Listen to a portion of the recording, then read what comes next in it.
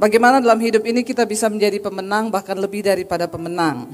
Ya, kenapa? Karena saya percaya mengiring Tuhan itu adalah, tadi siang saya sampaikan, sama dengan sebuah pertandingan iman. Dan kita ini mau atau tidak, saudara suka atau tidak, saudara dan saya sedang berada di gelanggang pertandingan. Dan firman Tuhan berkata semua orang yang ada dalamnya harus berlari begitu rupa untuk kita memperoleh mahkota itu. Dan ya, satu ayat yang tadi siang juga ditambahkan oleh Pak Victor, dia mendapat tentang firman Tuhan berkata, mari kita bertanding dalam pertandingan iman yang benar dan merebut hadiah, yaitu hidup yang kekal. Yang namanya merebut itu tentunya ada lawan yang harus ya kita lawan untuk kita bisa merebut. Ya, kata merebut itu mengambil, dengan bagaimanapun saya harus merebut. Kenapa? Karena ada iblis yang ingin selalu membuat kita kalah. Ada iblis yang ingin selalu membuat kita menyerah di tengah jalan. Tadi siang juga saya sampaikan kesaksian seorang ibu. Ya, dia berkata dia sudah tidak tahan menghadapi suaminya. Menikah selama 35 tahun ya, atau 39 saya lupa. Dan di ujung-ujung sekarang dia bilang dia mau menyerah dan mau membiarkan suaminya menikah dengan wanita lain. Seringkali iblis itu tahu ya, di tengah perjuangan kita iblis ingin ya, ingat saudara, kita ini punya musuh di dalam hidup kita. Pengiringan kita kepada Kristus ada musuh ya. Musuh itu siapa? Iblis yang selalu ingin merebut sesuatu yang sudah Tuhan berikan buat kita, yaitu hidup yang kekal ya. Tetapi kita harus menetapkan hati kita harus menetapkan iman kita supaya kita ini menang sampai di garis akhir. Katakan amin. Jangan menyerah di tengah jalan, seberat apapun. Ya, banyak yang berkata saya sudah tidak kuat Bu, saya mau pilih menyerah. Ya, tetapi seperti yang tadi siang ya, ayat yang dikasih Pak Victor tentang bagaimana kita ini harus bertanding dan merebut ya suatu yang berharga, yaitu hidup kekal itu. Ya, dan hari ini saya ingin sama-sama kita belajar tentang bagaimana kita menjadi pemenang, bahkan lebih daripada pemenang. Ya, karena ada musuh yang ingin menggagalkan rencana Tuhan atas hidup kita. Ada musuh yang ingin menghancurkan apa yang sudah Tuhan buat, sehingga kita sampai di garis akhir itu bisa saja kita kalah. Tapi hari ini kita mau belajar dari firman Tuhan.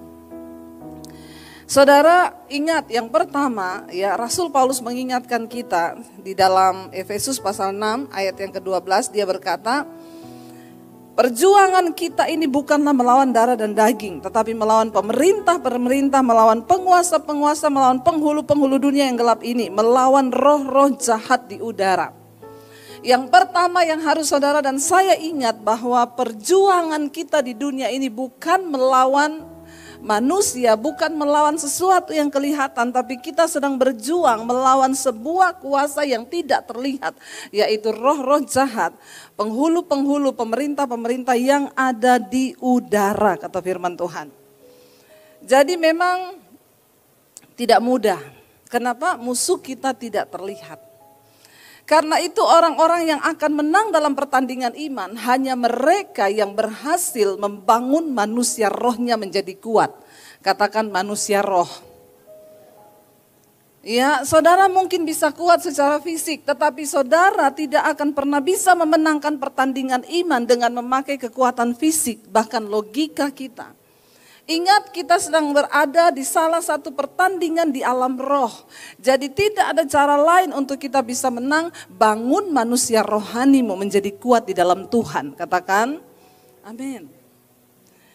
Berapa puluh tahun engkau jadi Kristen itu tidak menjadi jaminan engkau menang dalam pertandingan iman, ya. Tetapi siapa yang sudah membangun manusia rohnya, ketika manusia roh kita kuat, maka kita akan bisa mengalahkan setiap pertandingan. Saya tadi pagi juga menyampaikan tentang Tuhan ingatkan bagi jemaat di tempat ini, ya, perhatikan apa yang engkau dengar hari-hari ini. Kenapa saudara? Karena hari-hari ini itu iblis terus berusaha berbicara di hati. Ada suara-suara yang menuduh kita, ada suara-suara yang berusaha menggiring kita. Bahkan tadi pagi saya saksikan seorang anak muda, sekarang dia sudah tidak percaya Tuhan.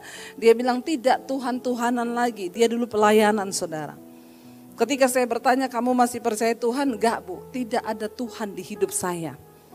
Bagaimana kalau kamu mati? Tidak usah dipikir soal mati, pikirin soal hidup saja. Mati itu nanti urusan belakangan. Dulu pelayan Tuhan, kenapa bisa begitu? Karena dia mengalami banyak kepahitan hidup dan iblis selalu datang menuduh dia. Mana Tuhanmu? Kalau dia ada, kenapa keluargamu berkekurangan? Kenapa kamu mengalami kepahitan begini-begini? Tiap hari dia membiarkan suara iblis itu di hatinya. Dia tidak pernah melawan dengan firman. Sehingga kekuatannya runtuh. Makanya Alkitab berkata, hari ini mungkin engkau bisa berkata engkau anak Allah. Tetapi engkau belum tahu keadaanmu kelak itu seperti apa. Tidak semua orang yang ada di ruangan ini akan keluar sebagai pemenang kalau engkau tidak membangun manusia rohanimu mulai dari sekarang. Kita hidup di alam nyata, tetapi tanpa kita sadari saudara bahwa Tuhan itu memanggil kita berperang di alam roh, ya. Dan kenapa banyak orang Kristen kalah? Karena mereka tidak pernah mengetahui rahasia ini, bahwa Rasul Paulus bilang perjuangan kita bukan melawan darah dan daging, tapi semua diawali dari alam roh. Kalau rohmu kuat, maka engkau bisa mengambil alih dunia nyata ini. Saya tadi pagi bersaksi bagaimana ketika kita memasuki masa pandemi, ya apa yang ada di benak saya cuma bisa melihat yang kelihatan. Mungkin yang terburuk adalah kami akan jual rumah di Jakarta lalu kami kembali ke Solo. Karena memang tidak ada harapan di depan. Tapi apa yang saya lakukan? Setiap kali iblis datang menuduh hidup saya, sudah ya nanti jual rumah pulang ke Solo. Bagaimana kamu menghadapi hidup ke depan, kamu sudah tidak ada harapan lagi. Saya terus berkatakan, iblis, aku percaya aku pernah melewati banyak masa sulit, tapi Tuhan itu menyertai. Dan saya juga percaya sekalipun tidak terlihat di depan saya akan seperti apa. Tapi aku percaya firman Tuhan sanggup menjadikan apa yang tidak ada menjadi ada. Keadaan terus berubah, tapi engkau harus percaya Tuhan tidak berubah. Alam nyata itu akan mengikuti alam rohmu. Saya tidak mengizinkan sedikit pun iblis menuduh saya, mengintimidasi saya dengan ketakutan, dengan apapun. Bahkan saya perkatakan, iblis sekalipun mungkin saya akan kehilangan rumah tahun ini, saya akan tetap berkata Tuhan itu baik. Terus saya perkatakan saudara, yang tadinya kita berpikir kita akan jual rumah, hari ini saya mau bersaksi kita gak jadi jual rumah, kita malah beli rumah lagi di Jakarta. Tepuk tangan buat Tuhan. Loh itu ada di benak kita? Enggak ada. Orang yang ada di benak itu kita jual rumah pulang ke Solo di Jakarta. Tapi saya mau bersaksi ketika engkau bisa menaklukkan alam rohmu, maka engkau juga bisa menaklukkan alam nyata. Karena semua dimulai dari alam roh. Waktu manusia rohanimu kuat, engkau bisa mengambil alih seluruh kehidupan jasmanimu saudara. Ini rahasia yang terbesar. Rasul Paulus bilang, ingat peperangan kita bukan melawan darah dan daging, tapi melawan roh yang ada di udara. Dan iblis itu bekerja dengan cara apa? Melumpuhkan imanmu. Makanya Rasul Paulus itu mengingatkan kepada kita, mari kita buka mata rohani kita. Perjuangan kita bukan musuhmu itu, bukan istrimu, bukan suamimu, bukan orang tuamu. Musuh kita yang sesungguhnya itu iblis yang berada di dalam manusia, itu yang ingin membuat hancur manusia rohani kita. Nah ketika kita ini peka saudara, maka kita jangan pernah membiarkan iblis mempermainkan hidup kita. Ayo kita mulai dari rumah tangga, ya hidup rukun bersama suami istri, jangan ribut terus.